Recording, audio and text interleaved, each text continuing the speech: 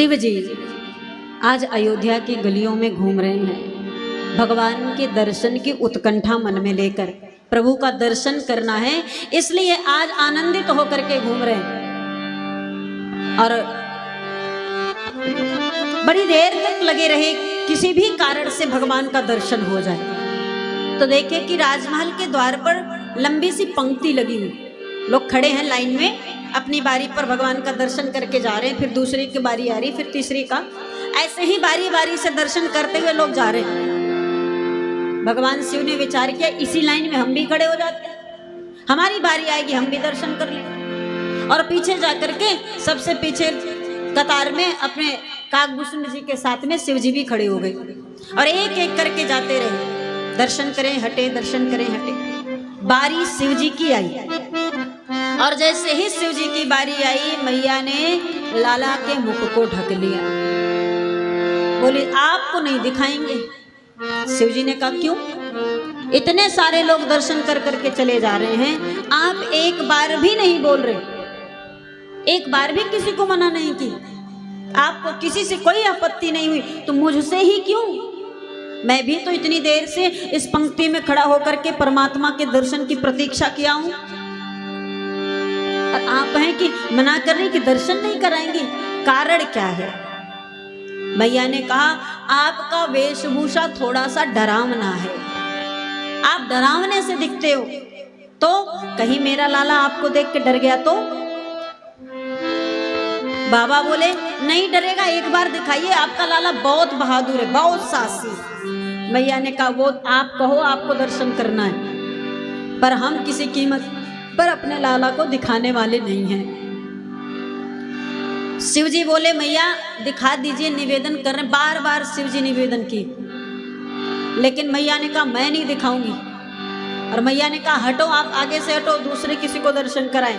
बाबा बोले हम हटने वाले नहीं हैं, अभी तक प्रेम से कह रहे थे, अब जिद करके खड़े रहेंगे, जब तक दर्शन नहीं हो जाएगा नहीं हटेंगे। मैया ने कहा हमारी बला से खड़े रहो, हमारा क्या बिगड़ता है, हम तो अपने महल में हैं, राजमहल में, हम अंदर चले जा रहे हैं, आज नहीं तो कल थक हार कर चले ही जाओगे। और मैया अंदर चली गई, बाबा पंक्ति में खड़े। अब पीछे के लोग चिल्लावे कि अपना तो दर्शन पाया नहीं, हम लोग को भी दर्शन ना देने दे रहा। अरे कम से कम हट जाओ, हम तो दर्शन कर ले। बाबा किसी की नहीं सुने। काकभूषण जी समझे बाबा कोई और युक्ति लगाते हैं, कोई और योजना बनाते हैं, ऐसे तो दर्शन मिलने से रहा, हमें आपको दर्शन मिलेगा नहीं। बाबा ने कहा फिर चलो कुछ सोचेंगे, कुछ योजना दूसरा बनाएंगे, दर्शन हो जाएगा। भोलेनाथ बोले अगर पंक्ति से हट गए तो दोबारा फिर पीछे ही खड़ा होना पड़ेगा, ये आगे नहीं खड़े होने देंगे, इसलिए विचार कर हटना। काकभूषण जी बोले ठीक है हटिए, हम कुछ ना कुछ जुगाड़ लगा देंगे। बोले अगर नहीं मिले तो फिर सारा क्रोध आपके ऊपर ही जाएगा। काकभूषण जी बोले भरोसा रखिए, हम दर्शन कराएंगे। बाबा अगर आपके साथ नहीं आना होता तो मैं ठहरा कौवा, मैं तो अटारी से उड़ते हुए अंदर जाकर दर्शन कर सकता था, मुझे कौन सी पंक्ति में खड़ी होने या कौशल्या अम्बा का अनुमति लेना है, मैं तो सीधे जाके दर्शन कर लेता। लेकिन आपके साथ आने के लिए, आपका साथ देने के लिए मैं भी मनुष्य बनकर पंक्ति में खड़ा हूं, तो इतना तो भरोसा रखो हम पर। बाबा ने कहा चलो ठीक, हट गए आगे से। और महल के थोड़े ही बगल में जगह खाली थी, बाबा को बैठाया एक चबूतरे पर, और बैठाने के बाद जोर जोर से बाबा के डमरू को बजा बजा करके प्रचार करना काकभूषण जी शुरू किए। बाबा का बड़े जानकार बाबा हैं, बड़े पहुंचे हुए बाबा हैं, भूत भविष्य वर्तमान सब बताते हैं, भूत प्रेत भी छुड़ाते हैं, जादू टोना भी उतारते हैं। आइए आइए मेरे बाबा के पास आइए। अब आधी भीड़ तो बाबा के पास आ गई, आधी द्वार पर खड़ी और आधी बाबा के पास। कोई बालक लिए दौड़ा चला आ रहा, कोई अपने ही सिर पकड़े चला रहे, रे बाबा बहुत दिनों से बड़ा दर्द होता, ठीक ना होता। अब शिव जी हाथ रखे और ठीक ना हो, और जैसे ठीक हो वो भी जय जयकार करे, प्रचार करे। किसी का लाला रो रहा है तो बाबा बस हाथ फेर दे तो लाला चुप हो जाओ। अब ये पूरे नगर में बाबा का प्रचार हो गया, आधे से ज्यादा लोग बाबा के पास आगे चल करके। और अब महाराज बाबा ने कहा इसको करने से लाभ क्या हुआ, भीड़ ही तो चली आई और तुम हमको झंझट में फंसा दिए। अब एक एक करके कोई कहता भविष्य बता दो, कोई कहता है लाला को ठीक कर दो, कोई कहता खाता नहीं है। बाबा देखो समस्या क्या है, कोई टोना उतरवा रहा तो कोई भूत झरवा रहा, आप ये करने के लिए मुझे यहाँ पर लेकर आए। बोले बाबा सब ठीक होगा, परेशान मत होइए। अब जब डमरू जोर जोर से बजाए तो मैया कौशल्या राम जी को लेकर जब अंदर गई तो पालने में लिटा के सुला दी, और जैसे ही डमरू बजा और आवाज आई, लाला पालने में चौंक कर जग गया और जगा तो रोने लगा। और जैसे ही राम जी रोए, कौशल्या जी बोली इतना शोर कौन मचा रहा है, किसको नहीं पता मेरा लाला सो रहा है, उसे बोलो दूर भगाओ उसको महल से। अब महाराज सैनिक आए, बाबा की झोरिया कहीं फेंके डमरू, कहीं फेंके धक्का देके, बोले दूर भागो दूर भागो। अब महाराज बाबा उठाए अपना बोरिया बिस्तर, वहां से और दूर चले आए और दूर आकर निराश उदास होकर बैठ गए कि काकभूषुंड जी आज कम से कम द्वार पर था, आज नहीं तो कल मैया हार कर दिखा देती, दर्शन करा देती। द्वार से भगाया गया तो बगल में आया, बगल से भी भगा दिया गया, अब तो दूरी ही बढ़ती जा रही है हमारी। नजदीक की बात छोड़ो, दूर ही दूर होती चला जा रहा हूं, दूरी ही बढ़ रही है। अब महाराज शिव जी जब उदास हो गए, निराश हो गए, तो एक आई महिला, और महिला आने के बाद बाबा से बोली बाबा तनी हमारा भी भविष्य बता दीजिए। बाबा ने कहा देखिए हम बड़े कष्ट में, अब हम कुछ ना बताएंगे। बोले बाबा एक अकेली मैं ही बची हूँ, सबका बता दियो, एक मेरे लिए इतना कष्ट हो गया आपको। बाबा ने कहा चलो इतने को बताएं, इसको भी बताएं, जान छोड़े। अब उस दासी का भी हाथ देखे, भविष्य बताए, और भविष्य बताने के बाद जो है पूछते हैं ये बता कहाँ से आई है, घर किधर है तुम्हारा। तो बोली महाराज घर तो यहीं कहीं है, लेकिन जानते हैं मैं महल में सेवा करती हूँ, महल की दासी हूँ, कौशल्या मैया की दासी हूँ, मैं वहां पर सेवा करती हूँ। शिव जी ने कहा एक उम्मीद मिली कि कोई वहां का मिल गया। शिव जी ने कहा अच्छा तू महल की दासी है, हाँ हाँ राम जी की सेवा करती है, राम जी की करती, कौशल्या जी के पास रहती, कौशल्या जी के पास रहते। अच्छा एक काम कर, मैंने तुम्हारा हाथ देखा है ना, हाँ भविष्य बताया ना, हाँ अब दक्षिणा भी दे मुझे। तो दासी ने कहा महाराज क्या दूं, कितना दूं, क्या चाहिए दक्षिणा में। उन्होंने कहा तुझसे धन नहीं चाहिए, कुछ और नहीं चाहिए, बस कैसे भी जुगाड़ कर दे, हमको भी राम जी का दर्शन मिल जाए, महल में प्रवेश दिला दो। दासी ने कहा राम राम राम, मैं ठहरी दासी, वो राजमहल, वो राजकुमार महारानी, दासी की कितनी औकात, भला वो आपको महल में प्रवेश दिला दे। बाबा ने कहा नहीं दिलाएगी। बोले प्रभु हम दिला ही नहीं सकते। बोले नहीं दिलाएगी ये बता। दासी ने कहा हमारे बस की बात नहीं है। बोले ठीक है जितना बताया हूं मंत्र मार के सब उल्टा कर दूंगा, जितना अच्छा हो रहा है सब गड़बड़ हो जाएगा तुम्हारा, सब तहस नहस कर दूंगा, तुम हमको नहीं अगर महल में ले जाओगे। अब दासी ने कहा अच्छा ठहरिए हम बात करके आते हैं। अब दासी गई और जाने के बाद कौशल्या मैया को बताने लगी, बड़े सुंदर बाबा हैं, बड़े पहुँचे बाबा हैं, बड़े जानकार बाबा हैं, बड़ा बढ़िया भविष्य बताते हैं, और भविष्य बालक का भी भविष्य बताते हैं, राम जी का भी भविष्य जान लीजिए, कहिए तो बुला कर लेकर के आए। कौशल्या जी बोली सच कह रहे हो, हाँ हाँ सच कह रहे। अब महाराज दासी गई, अच्छा जा बुला ला। दासी दौड़ करके आई, महाराज शिव जी के पास आई और आते ही बोली महाराज ओ बाबा। बाबा ने कहा क्या हुआ, अच्छी खबर सुनाना नहीं तो सब गड़बड़ कर दूंगा। दासी ने कहा गजब फंस गई मैं तो, फटकार कर काम करा रहा है मुझसे।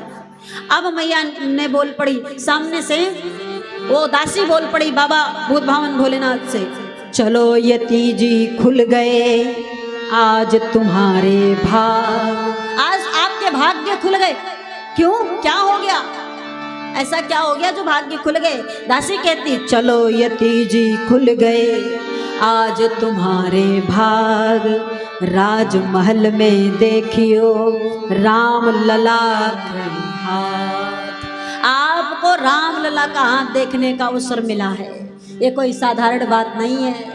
परमात्मा का हाथ देखने, राजकुमार का हाथ, ये आपके जीवन का सौभाग्य है। चलिए जल्दी चलिए। अब बाबा फटाफट अपना बोरिया बिस्तर झोरिया उठाए, डमरू उठाए, जैसे ही चले काकभूषुंड जी भी पीछे पीछे चले। दासी मुड़कर बोले एक दो नहीं सिर्फ एक चल सकते हैं, इनको यहीं छोड़ दीजिए, चेला की क्या जरूरत।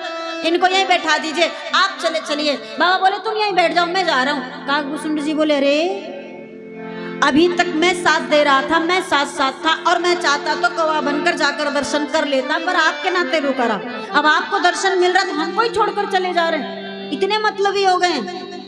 शंकर जी ने कहा नहीं नहीं चलो चलो। तो दासी ने कहा एक ही जा सकता है महाराज, आप चलो या तो आपका चेला जाए, दो में से एक ही जा सकते हैं। मैया से मैंने एक के बारे में बात की है। शिव जी ने कहा अच्छा। काकभूषुंड जी की तरफ देखे कि यही मान जाए तो ठीक। और काकभूषुंड जी बोले बाबा ठीक नहीं कर रहे हो, ऐसे नहीं धोखा देना चाहिए। अब बाबा ने कहा क्या करूं? तो बाबा ने पूछा रामलला के हाथ को देखना है? हाँ रामलला के हाथ को देखना, अभी छोटो सो लाला है और उनके भविष्य को देखना है। तो मैं ठहरा बूढ़ा, चेला मेरा बढ़िया है, मेरी आंखों से कम दिखता है, मेरे चेले को बढ़िया दिखता है। अगर इसे साथ में ले चलोगी तो ये रेखाओं को बताया करेगा, मैं भविष्य बता दूंगा।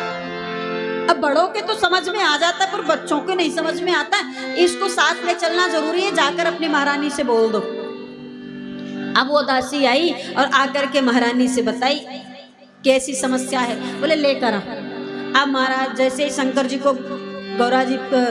जी को जैसे ही कौशल्या जी देखी, ये बोली वही बाबा है, ये तो जिसको द्वार से हटा दिया। दासी की तरफ देखी, बोली महारानी एक बार आप पहले इनसे बात तो करिए, मिलिए, इनके बारे में जानिए तो सही। ये बाबा दिखते ऐसे हैं पर हैं बड़े जानकार। बाबा ने कहा दिखते ऐसे हैं का मतलब क्या मैं बहुत बुरा दिखता हूं? अब दासी ने कहा बुरा न दिखते तो कौशल्या मैया मना करती दर्शन कराने से, चुप बैठो आप बस दर्शन कर लो। अब बाबा बैठे रहे और उसके बाद महाराज महारानी कौशल्या जी राम जी को लेकर आई और राम जी को लेकर के आई महाराज शिव जी को गोद में दी और बोली बाबा भविष्य बता दीजिए और मेरे लाला का स्वास्थ्य भी देख लीजिए, कोई नजर टोना भी लगा हो तो उतार दीजिए, सब कुछ कर दीजिए, मेरा लाला एकदम स्वस्थ रहे। अब शिव जी की गोद में जैसे ही राम जी आए तो राम जी शिव जी को देखे और शिव जी राम जी को देखे। गजब का अद्भुत दर्शन है महाराज, एक दूसरे को भाव अनुराग प्रेम के साथ देख रहे हैं। भक्त भगवान, भगवान भक्त। राम जी के भक्त शिव जी हैं और शिव जी के भक्त राम जी हैं। ये दोनों अपने को भक्त और दोनों भगवान माने जाते हैं।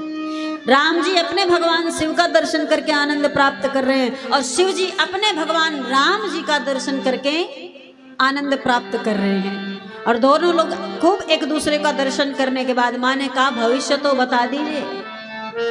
अब भविष्य बताते बाबा भोलेनाथ कहते हैं बालापन जैसे तैसे खेल तब नया खेल, होत ही किशोर मुनि कौशिक ले जाएंगे। मैया से कहते हैं बाल्यावस्था जैसे तैसे खेलते कूदते जैसे सारे बच्चे बड़े होते हैं ऐसे ये भी हो जाएंगे। फिर ये जब किशोरावस्था में जाएंगे, युवा होने लगेंगे, तब मुनि कौशिक अर्थात विश्वामित्र जी आएंगे। बक्सर वाले बाबा, बड़ी बड़ी पकी पकी दाढ़ियां होंगी, बड़ी बड़ी जटाएं होंगी, साधु का वेश होगा, वो आएंगे आपके लाला को ले जाने के लिए। तो कौशल्या जी बोली लो भला किसी साधु को हम अपना बालक क्यों देंगे, हम अपने लाला को किसी साधु को नहीं देने वाले, और क्यों दे भला। तो शिव जी बोले उन जो संत आएंगे, जो साधु आएंगे, उन साधु को आप अगर अपने लाला को दोगी तो आपको बड़ा लाभ होगा। तो मैया ने कहा क्या लाभ होगा जरा बताइए। तो महाराज लाभ को बताते हुए कहते हैं बाबा भोलेनाथ बालापन जैसे तैसे खेल तब नया खेल, होत ही किशोर मुनि कौशिक ले जाएंगे। और ताड़का को मार असुर संहार करी, मख रखवारी कर जग जस पाएंगे। आपके लाला ताड़का को मारेंगे, विश्वामित्र जी के यज्ञ की रक्षा करेंगे तो ये यशस्वी होंगे, लोग इनकी जय जयकार करेंगे। मैया बोली हमें क्या लाभ मिलेगा, हमारा बालक हमसे दूर जाएगा। तब विश्वामित्र जी कहते हैं कि आपको भी लाभ मिलेगा, बेटा हुआ है तो बहू भी तो चाहिए। तो कौशल्या जी बोली बिल्कुल चाहिए, बढ़िया सुंदर सहज सुशील चाहिए, बढ़िया अच्छी बहू चाहिए हमको। बाबा आपकी नजर में है कोई, मतलब लाला इतना छोटा सा, बहू नजर में आने लगी, विचार करिए। और ये हर माताओं के मन में आती है, लाला हुआ घर में कि बहू की कामना शुरू हो जाती है, जैसे जैसे लाला बहू आएगी, लाला बड़ा हो रहा बहू आएगी। लेकिन समस्या ये होता है लाला बड़ा हो गया बहू आ गई तब पता नहीं क्या हो जाता है। जब तक नहीं आई तब तक बहुरानी बहुरानी, बहू आएगी बहू आएगी, बहू आ जाती तो समस्या पता नहीं क्या हो जाता है। लेकिन अच्छी बात यह है कि ब्याह के पहले भी बहू ही जिह्वा पर रहती है, ब्याह के बाद भी बहू ही, मुख पे नाम बहू का ही रहता है, पहले भी बाद में भी। पहले पाने की खुशी में कि बहू आएगी इस खुशी में रहती है, और बाद में